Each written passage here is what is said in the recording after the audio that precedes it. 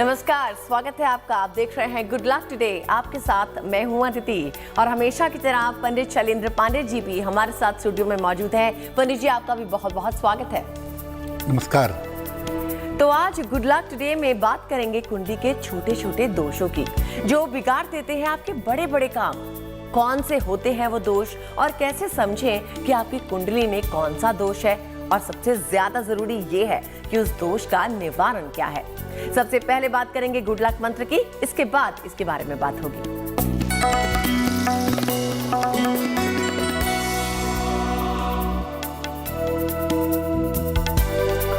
अगर आपकी कुंडली में कोई शाप हो, कोई दोष हो, कोई बाधा हो, क्योंकि शाप की बहुत सारी चर्चा हमारी शास्त्रों में की गई है, तो अगर आपकी कुंडली में कोई दोष, कोई शाप या कोई बाधा हो तो सोमवार को शिवलिंग पर चांदी का बेलपत्र अर्पित करना चाहिए।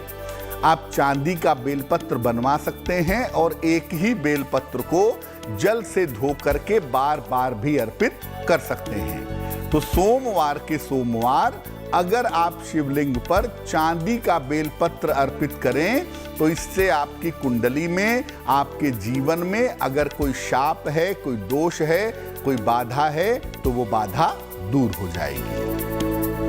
जी, तो अपने भाग्य को अगर आप चमकाना चाहते हैं तो पंडित जी के द्वारा बताए गए इस गुड लक मंत्र का प्रयोग जरूर कीजिए। अब जानेंगे पंडित जी से 11 अप्रैल सोमवार का पंचांग।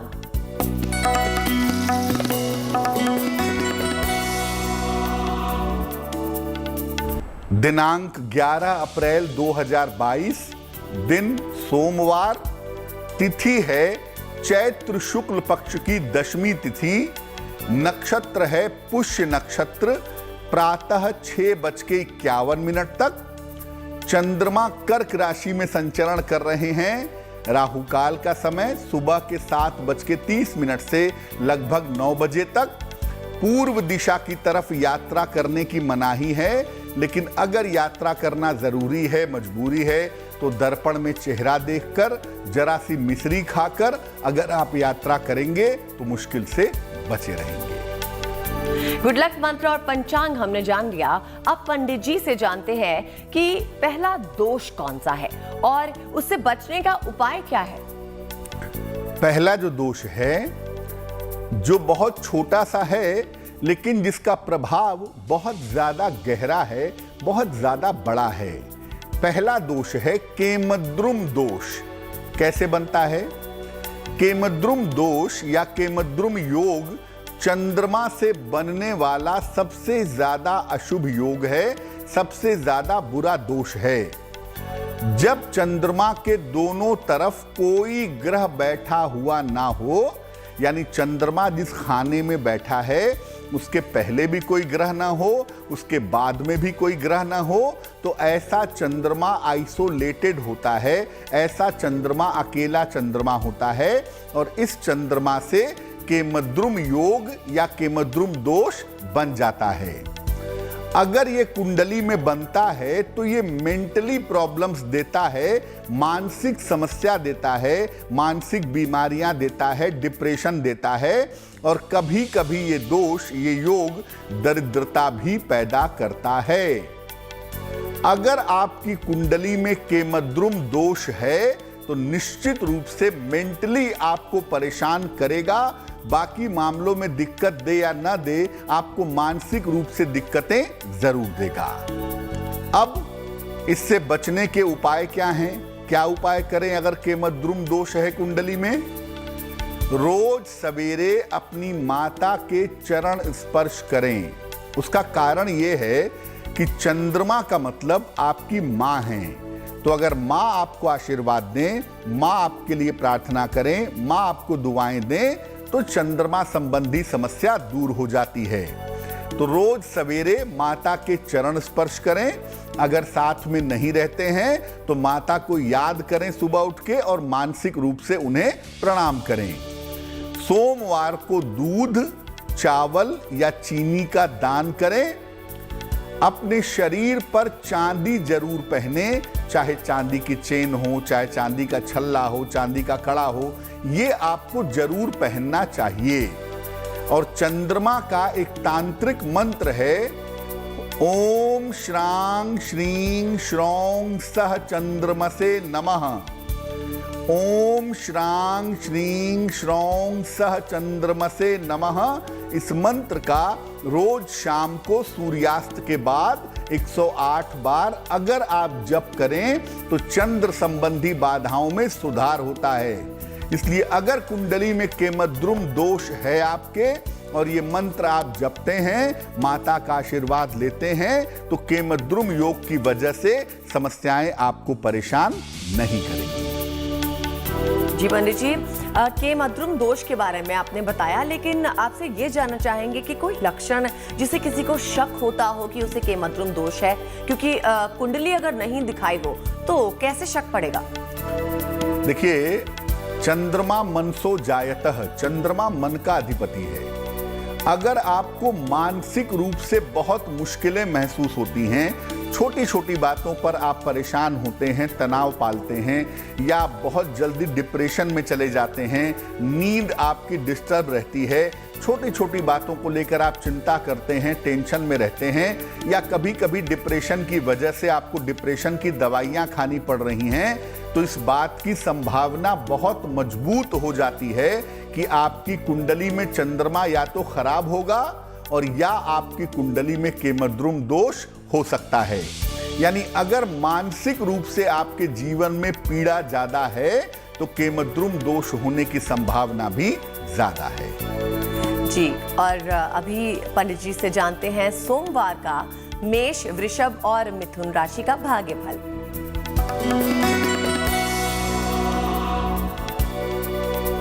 मेष राशि, सेहत और मन की समस्या को लेकर दिक्कतें थोड़ी सी दिखाई दे रही हैं। बेवजह की चिंता है, सेहत और मन की दिक्कत हो सकती है। अपने परिवार के रिश्तों का इस समय आपको ध्यान रखना चाहिए और इस समय आपके लिए यात्रा के योग भी बने हुए हैं। आप ऐसा करिए, 1 लोटा जल भगवान शिव को चढ़ाइए, आपका दिन बहुत सुंदर होगा, आपके दिन की मुश्किलें दूर हो जाएंगी। शुभ रंग होगा आपका पीला और भाग्य का मीटर आपको नंबर दे रहा है 60%, यानी मेहनत ज्यादा होगी, भाग्य थोड़ा कम रहेगा।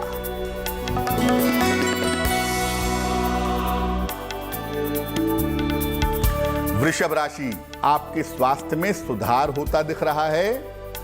परिवार में आपकी शांति आएगी इस समय, और अगर आप कोशिश करें तो आपके रुके हुए काम भी इस समय पूरे होंगे। भगवान सूर्य को 1 लोटा जल अगर आप अर्पित करें तो आपकी मुश्किलें हल हो जाएंगी। शुभ रंग जिसका प्रयोग करेंगे वो होगा हरा, और भाग्य का मीटर आपको नंबर दे रहा है 70%, यानी मध्यम भाग्य आपके साथ बना हुआ है।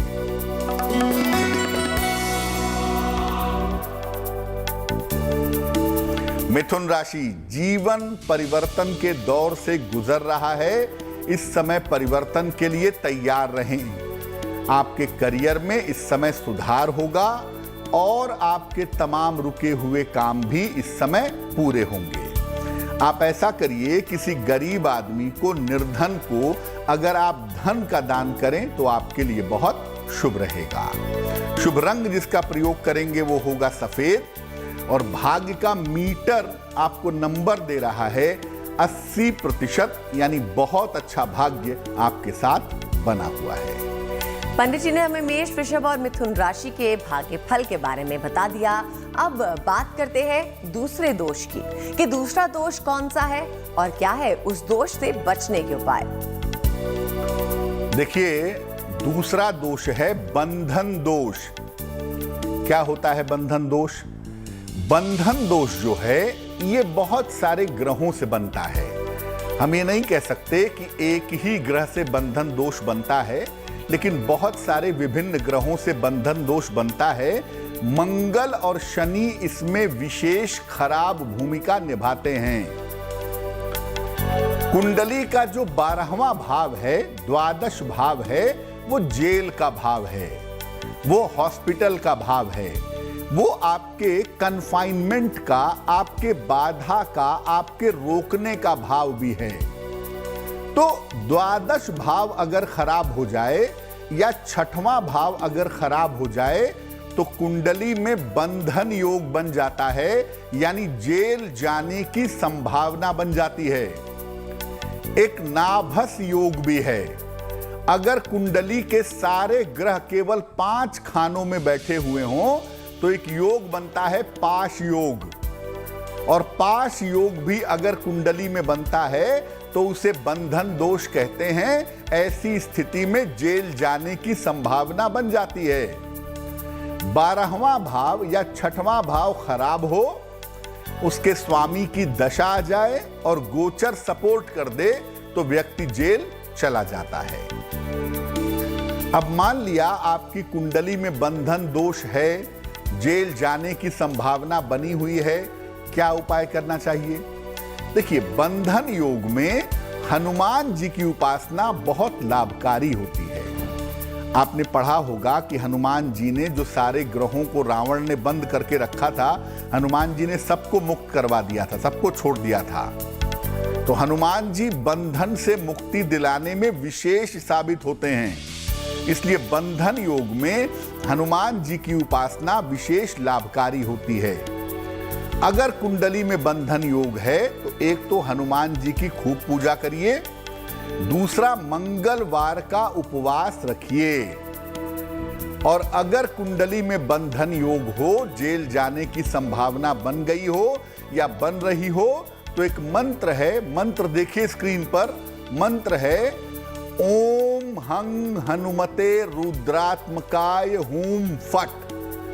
ओम हंग हनुमते रुद्रात्मकाय हूम फट। इस मंत्र का कम से कम 3 माला 108 × 3 बार जप करना चाहिए।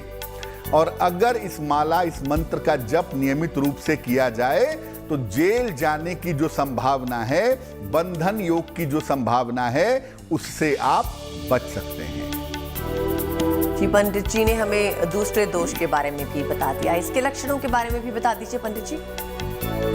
देखिए, अगर आपके पास कुंडली है तब तो आप समझ जाएंगे, द्वादश भाव गड़बड़ हो, लग्न पाप कर्तरी में हो, लग्न में शुभ ग्रह ना हो, या पाश योग कुंडली में बना हो तो आप जेल जाएंगे। हाथ की रेखाओं में एक विशेष चिन्ह होता है जो अंगूठे के नीचे वाला इलाका है।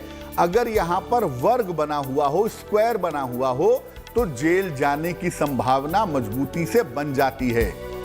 इसको हस्तरेखाओं के हिसाब से आप जान सकते हैं कि अगर आपके अंगूठे के नीचे शुक्र पर्वत पे वर्ग हो या शनि पर्वत पे क्रॉस बना हुआ हो तो जेल जाने की, बंधन में जाने की संभावना बन जाती है। लेकिन उपाय वही किए जाएंगे। अगर बंधन योग कुंडली में है या बंधन योग की जीवन में संभावना बनती है तो हनुमान जी की पूजा करने से ही निश्चित रूप से लाभ होता है। जी पंडित जी, अब हमें बताइए कि कर्क, सिंह और कन्या राशि वालों के लिए सोमवार का दिन कैसा रहने वाला है?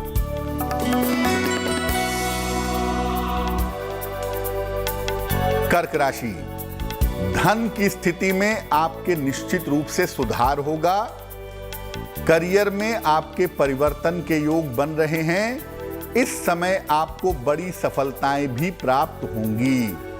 भगवान शिव की अगर आप उपासना करें तो आपके लिए बहुत शुभ रहेगा।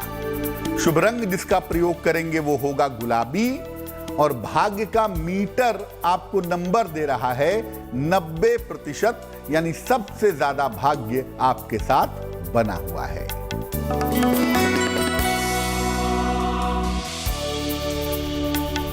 सिंह राशि, बेवजह की चिंताएं आपके मन में हो सकती हैं। इस समय आपको पारिवारिक विवादों से भी बचना चाहिए। इस समय किसी यात्रा पर जा सकते हैं, लेकिन यात्राओं में थोड़ी सावधानी रखिएगा। दिन को बेहतर बनाना चाहते हैं तो 1 लोटा जल भगवान शिव को चढ़ाएं, आपका दिन बेहतर होगा। शुभ रंग होगा नारंगी, और भाग्य का मीटर आपको नंबर दे रहा है 60%, यानी मेहनत ज्यादा होगी, भाग्य थोड़ा कम रहेगा।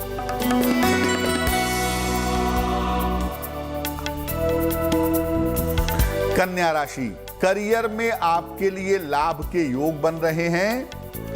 शिक्षा में आपको सफलता की प्राप्ति होगी और इस समय आपके संतान की उन्नति भी होगी। 1 लोटा जल भगवान सूर्य को आप चढ़ाएंगे तो आपका दिन बेहतर होगा, मुश्किलें कम होंगी। शुभ रंग होगा बैंगनी और भाग्य का मीटर आपको नंबर दे रहा है 70%, यानी मध्यम भाग्य आपके साथ बना हुआ है। बाकी बची हुई राशियों के भाग्यफल के बारे में भी जानेंगे, लेकिन अभी वक्त है आपका सवाल लेने का। तो पंडित जी बताइए, आज किसका सवाल ले रहे हैं?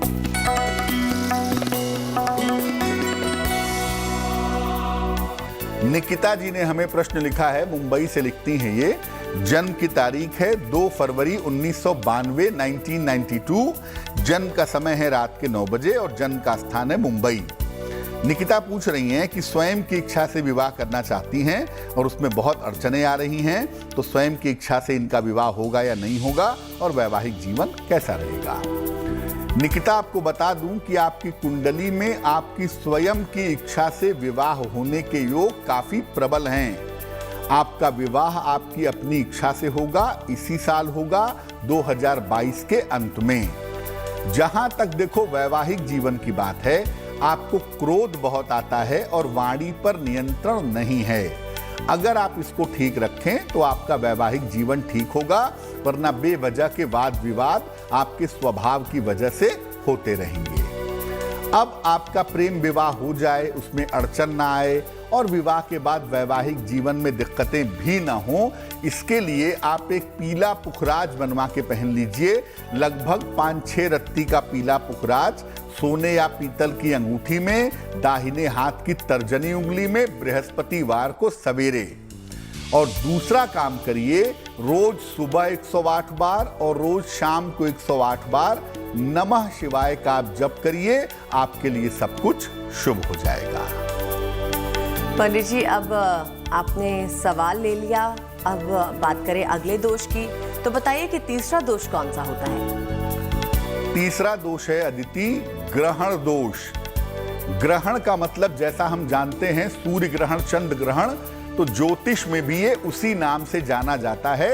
और ग्रहण दोष बनता है सूर्य से या चंद्रमा से। ये दोष सूर्य ग्रहण भी हो सकता है और चंद्र ग्रहण भी हो सकता है। सूर्य और चंद्रमा दोनों से बनता है। सूर्य के साथ राहु हो या चंद्र के साथ राहु हो तो ग्रहण दोष बन जाता है।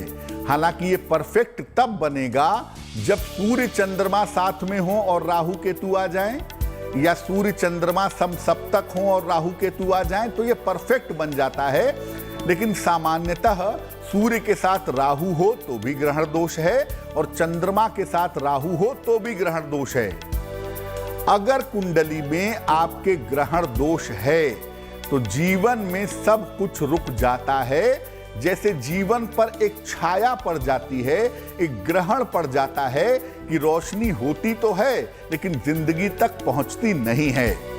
और अगर सूर्य ग्रहण दोष है तो तरक्की नहीं होगी, और अगर चंद्र ग्रहण दोष है तो आप स्वस्थ नहीं रहेंगे, आपको मानसिक पीड़ा, मानसिक बाधा परेशान करेगी। उपाय क्या है?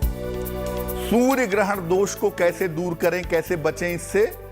अगर कुंडली में सूर्य ग्रहण दोष है तो अपने पिता का बहुत सम्मान करें, वो आपके लिए बहुत जरूरी है। रोज सवेरे सूर्य भगवान को जल अर्पित करें, सादा जल, प्लेन वाटर। बासी खाना, नशा करना और जूठा खाना खाने से बचिएगा अगर कुंडली में सूर्य ग्रहण दोष है तो। पिता का मतलब हमेशा सूर्य होता है, इसलिए अगर कुंडली में सूर्य ग्रहण दोष है और पिता का आशीर्वाद आपको मिलता रहे, पिता के चरण स्पर्श आप करते रहें, तो आपकी जिंदगी बहुत बेहतर हो जाएगी। चंद्र ग्रहण दोष अगर कुंडली में है, चंद्रमा राहु है, तो उससे बचने के उपाय क्या हैं? माता के साथ अपने संबंध ठीक रखिए। आपको पहले भी बताया था कि माता का मतलब होता है चंद्रमा।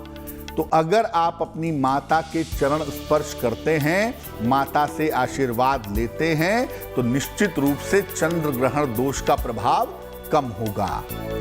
सोमवार को शिव जी का दर्शन पूजन करना भी आपके लिए अच्छा होगा।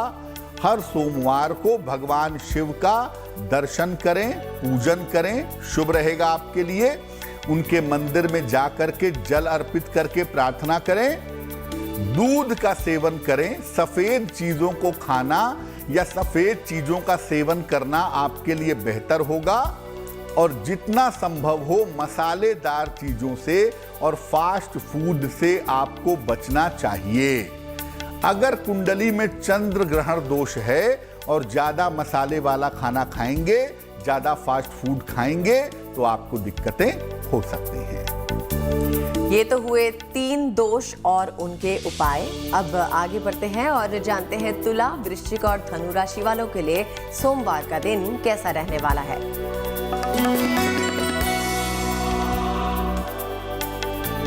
तुला राशि, आपके करियर की स्थितियां बेहतर दिख रही हैं। करियर में लाभ के योग आपके लिए बन रहे हैं। अगर आप अविवाहित हैं तो इस समय आपका विवाह तय हो सकता है और अगर कहीं पर धन रुका हुआ है, फंसा हुआ है तो वो धन इस समय आपको प्राप्त होगा। अगर आप चाहते हैं कि आपका दिन और भी बेहतर हो, आपका वक्त और भी बढ़िया हो, तो किसी निर्धन व्यक्ति को धन का दान करिएगा, आपकी मुश्किलें कम हो जाएंगी। शुभ रंग होगा क्रीम और भाग्य का मीटर आपको नंबर दे रहा है 80%, यानी बहुत अच्छा भाग्य आपके साथ बना हुआ है।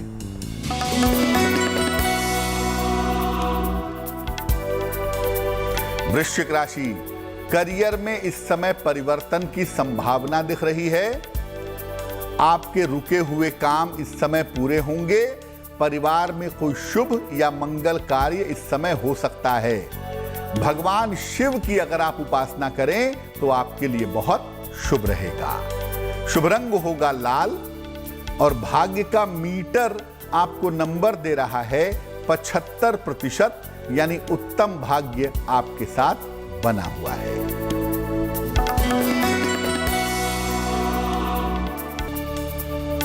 धनु राशि, ऑफिस में बेवजह के विवादों से बचिए। संतान पक्ष की चिंता इस समय आपके मन में हो सकती है। हालांकि जीवन साथी का सहयोग आपको निश्चित रूप से प्राप्त होगा। 1 लोटा जल भगवान शिव को चढ़ाएंगे, आपका दिन बहुत ज्यादा बेहतर हो जाएगा। शुभ रंग होगा नीला और भाग्य का मीटर आपको नंबर दे रहा है 60%, यानी मेहनत ज्यादा होगी, भाग्य थोड़ा कम होगा। जी पंडित जी, अब आप हमें 3 दोष के बारे में तो बता चुके हैं, अब बता दीजिए कि चौथा दोष कौन सा है। चौथा दोष है गुरु स्थान दोष, बृहस्पति स्थान दोष कह सकते हैं इसको, और ये दोष बनता है बृहस्पति की वजह से। ऐसा देखा गया है कि जिस भाव में बृहस्पति स्थित होता है उसका नाश कर देता है। खासतौर से जिस भाव का कारक है अगर वहां बैठ गया तो कारको भाव नाशाय, उस भाव का नाश करेगा। दूसरे भाव में, 5वें भाव में, 9वें भाव में, 12वें भाव में अगर बृहस्पति बैठा तो मुश्किलें बढ़ेंगी। जिस खाने में बैठेगा उसको खराब करेगा। जिस स्थान में बृहस्पति पाया जाता है उस स्थान में स्थान दोष देता है। 5म में बैठेगा संतान नहीं होगी, 9म में बैठेगा पिता के साथ तालमेल नहीं होगा, दूसरे भाव में बैठेगा पैसे को लेकर मुश्किलें बढ़ेंगी जिंदगी में। अगर ये दोष कुंडली में है तो क्या उपाय करें? जिस भाव में बृहस्पति बैठा है उस भाव को मजबूत करने के उपाय करें। अगर 5म में बृहस्पति बैठ गया और संतान नहीं हो पा रही है तो संतान कारक ग्रह को मजबूत करें, संतान कारक ग्रह के उपाय करें। रोज सवेरे 1 बार विष्णु सहस्त्र नाम का पाठ करें। अगर संस्कृत में नहीं पढ़ पाते तो हिंदी में कम से कम रोज सवेरे 1 बार विष्णु सहस्त्र नाम का पाठ करना अच्छा होगा। हर बृहस्पतिवार को गुड़ और चने की दाल का अगर आप दान करेंगे तो इससे भी बृहस्पति का जो स्थान दोष है काफी हद तक समाप्त हो जाएगा। तो अगर समस्या है तो निवारण भी तो है, यही तो बताया पंडित जी ने। अब बात करते हैं अगले दोष की। बताइए पंडित जी, 5वां दोष कौन सा है? 5वां दोष है शनि दृष्टि दोष। बृहस्पति और शनि के बीच में एक बड़ी अहम भूमिका होती है। बृहस्पति जहां देखता है उस स्थान को शुभ कर देता है और शनि जहां देखता है उसका नाश कर देता है। बृहस्पति जहां बैठता है उसको नुकसान पहुंचाता है, शनि जहां बैठता है उसको बढ़िया कर देता है। Just opposite. ये जो दोष है शनि दृष्टि दोष, ये दोष शनि के वजह से निर्मित होता है, उत्पन्न होता है।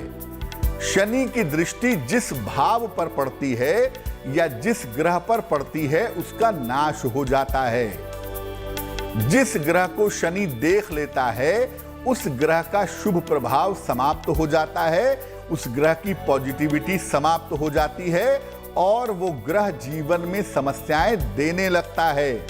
इसका एक अपवाद भी है। मान लिया शनि बैठा हुआ है सिंह में तो वो अपनी राशि को देखेगा कुंभ को, वहां दिक्कत नहीं होगी। कर्क में बैठा है तो अपनी राशि मकर को देखेगा, वहां भी दिक्कत नहीं होगी। लेकिन इनके अलावा अगर वो किसी राशि को देख रहा है, किसी भाव को देख रहा है तो उसमें नुकसान होने की संभावना निश्चित रूप से बन जाती है। क्या उपाय करें शनि के दृष्टि दोष से बचने के लिए? किस रास्ते पे चलें? अगर शनि की दृष्टि की वजह से दिक्कत है तो शनि की किसी ऐसी प्रतिमा के दर्शन न करें जिसकी आंखें हों। आजकल बहुत सारी ऐसी मूर्तियां लगाई जाने लगी हैं जिसमें शनि की आंखें होती हैं। ऐसी मूर्ति के दर्शन मत करिएगा। शनिवार को शाम के समय हनुमान जी के मंदिर जाइए या ऐसी जगह जाइए जहां हनुमान जी की मूर्ति हो और हनुमान जी के सामने खड़े होकर के हनुमान चालीसा का पाठ करिए। जैसे शनि की दृष्टि से आपको नुकसान हो रहा होगा, आप हनुमान जी के सामने खड़े होंगे, हनुमान जी की दृष्टि आपके ऊपर पड़ेगी, शनि की दृष्टि का प्रभाव समाप्त हो जाएगा। शनिवार की शाम को छाया दान जरूर करें। एक कटोरी में सरसों का तेल लें, उसमें अपना चेहरा देखें और उस तेल का दान कर दें। अगर आप ऐसा करते हैं तो इसके प्रभाव की वजह से शनि की दृष्टि का दुष्प्रभाव, शनि की दृष्टि का नकारात्मक असर आपके ऊपर नहीं होगा। तो ये तो था शनि की दृष्टि से बचने के उपाय। अब जानते हैं पंडित जी से मकर, कुंभ और मीन राशि वालों के लिए सोमवार का दिन कैसा होगा। मकर राशि, आपकी मानसिक स्थिति में सुधार होता दिख रहा है। मन की चिंताएं कम होंगी। धन लाभ के योग भी आपके लिए बने हुए हैं। अगर आप अविवाहित हैं तो आपका विवाह इस समय तय हो सकता है। 1 लोटा जल अगर आप भगवान सूर्य को चढ़ाएं तो आपका दिन और भी ज्यादा शुभ होगा। शुभ रंग होगा बैंगनी और भाग्य का मीटर आपको नंबर दे रहा है 70%, यानी मध्यम भाग्य आपके साथ बना हुआ है।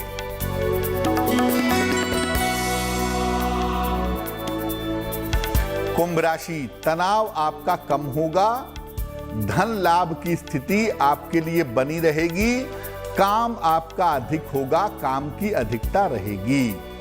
किसी निर्धन व्यक्ति को अगर आप धन का दान करें तो आपके लिए बहुत शुभ होगा, बहुत मंगलकारी होगा। शुभ रंग होगा क्रीम और भाग्य का मीटर आपको नंबर दे रहा है 65%, यानी जितनी मेहनत करेंगे उतना आपको फायदा होगा।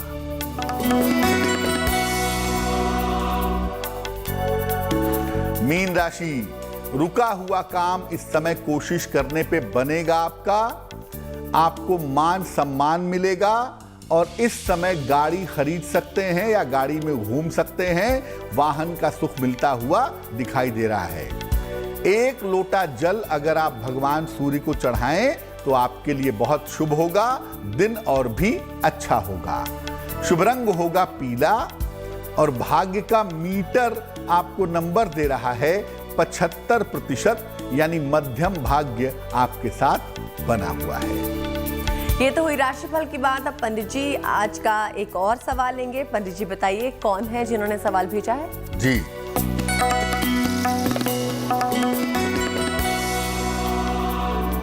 राकेश जी ने हमें प्रश्न लिखा है, पीलीभीत से लिखते हैं ये। राकेश जी की जन्म तारीख है 11 जनवरी 1963। जन्म का समय है सुबह 7 बजे और जन्म का स्थान है पीलीभीत। राकेश जी कह रहे हैं कि परिवार में संपत्ति को लेकर के विवाद चल रहा है, भाइयों के साथ, बहनों के साथ। तो ये विवाद कब समाप्त होगा और क्या इनको उस प्रॉपर्टी में कोई हिस्सा मिल पाएगा या कुछ भी नहीं मिलेगा, उसके लिए क्या उपाय करना चाहिए? राकेश जी, आपको बता दूं कि 29 अप्रैल को शनिदेव अपनी राशि बदल रहे हैं और शनिदेव की राशि बदलने के बाद से आपकी स्थितियां बेहतर हो जाएंगी।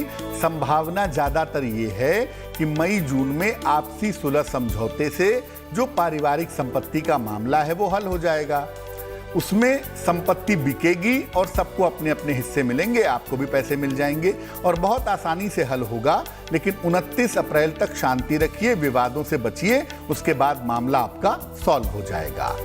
आपकी कुंडली में स्वास्थ्य की स्थिति इस समय बहुत अच्छी नहीं दिख रही है, तो अगर आपको डायबिटीज है या पेट से संबंधित कोई समस्या है तो कृपा करके उस मामले में लापरवाही मत करिएगा।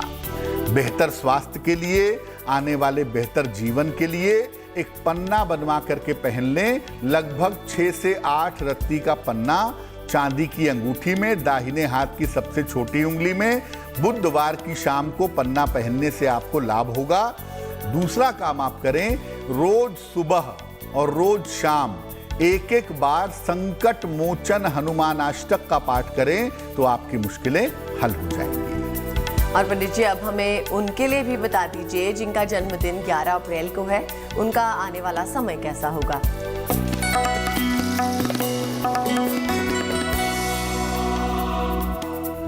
जिन लोगों का जन्मदिन 11 अप्रैल को है उन्हें हम सबकी तरफ से जन्मदिन की हार्दिक शुभकामनाएं। देखिए, आने वाले साल में एक बात समझिए कि आपकी जिंदगी में थोड़ा सा उतार चढ़ाव रह सकता है और धन के लिए, धन कमाने के लिए आपको इस साल में काफी मेहनत भी करनी पड़ेगी। हालांकि अक्टूबर के बाद से आपके करियर में, आपकी जिंदगी में सुधार होता हुआ दिख रहा है। अगर आप अविवाहित हैं या आप संतान के लिए प्रयास कर रहे हैं तो साल के अंत में आपके विवाह के और संतान प्राप्ति के सुंदर योग बन रहे हैं। क्या करना चाहिए?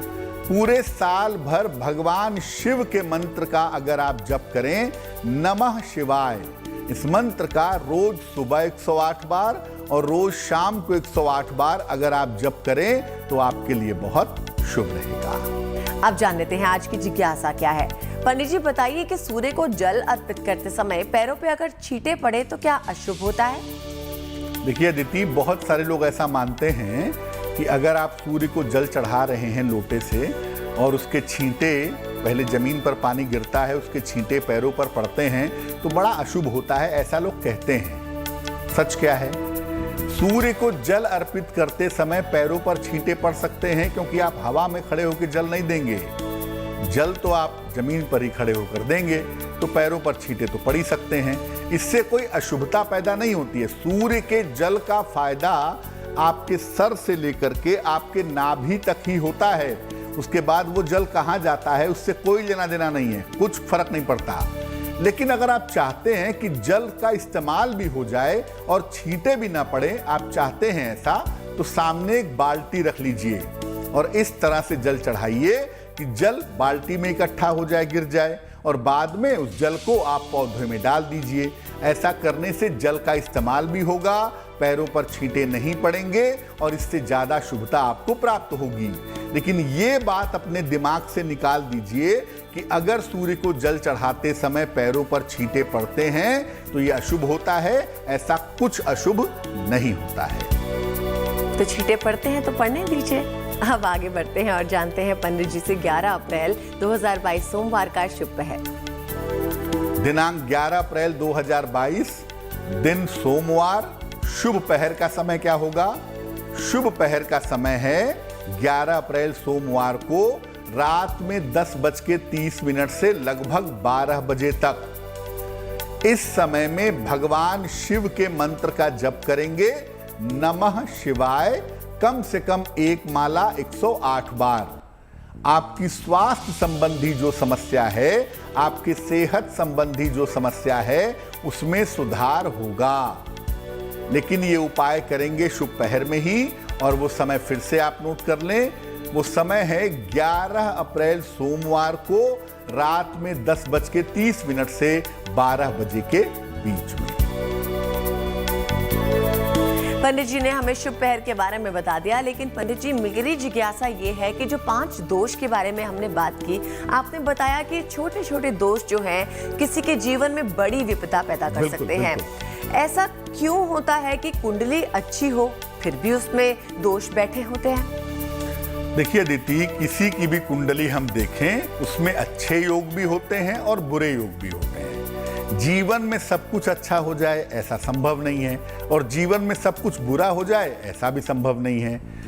तो आपकी कुंडली में अगर कोई दोष है तो उस दोष से बचने का उपाय भी कुंडली में जरूर होगा, और अगर कोई दोष है तो अच्छाइयां भी जरूर होंगी।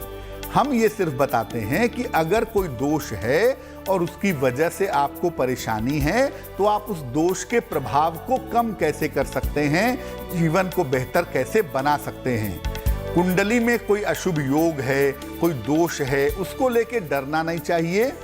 ऊट पटांग तरीकों से उसकी शांति के चक्कर में, नदी में ये बहा दो, उल्टे सीधे उपाय करने के चक्कर में, इन सब चक्करों में मत पड़िए। तार्किक बनिए, लॉजिकल बनिए। प्रार्थना से, पूजा से, उपासना से संभावनाओं को बदला जा सकता है। इसलिए आप प्रार्थना करें, पूजा करें, उपासना करें, और विशेष रूप से अपने माता पिता की सेवा करें, तो निश्चित रूप से कुंडली के दोषों का प्रभाव बहुत कम हो जाता है। और अगर कुंडली में दोष हैं तो आप यकीन मानिए आपकी कुंडली में शुभ योग भी जरूर होंगे। ऐसी कोई कुंडली नहीं हो सकती जिसमें केवल दोष ही दोष हो, जिसमें कोई शुभ योग ना हो। तो बात है अच्छी चीजों पे ध्यान देने की, दोषों पे नहीं। जो चीज अच्छी है आपकी कुंडली पे, उस पे ध्यान दीजिए, और अगर कोई दोष है भी तो पंडित जी हैं, आपको उपाय बताएंगे। फिलहाल हम बढ़ते हैं अपने महा उपाय की तरफ। पंडित जी बताइए आज का महा उपाय क्या है?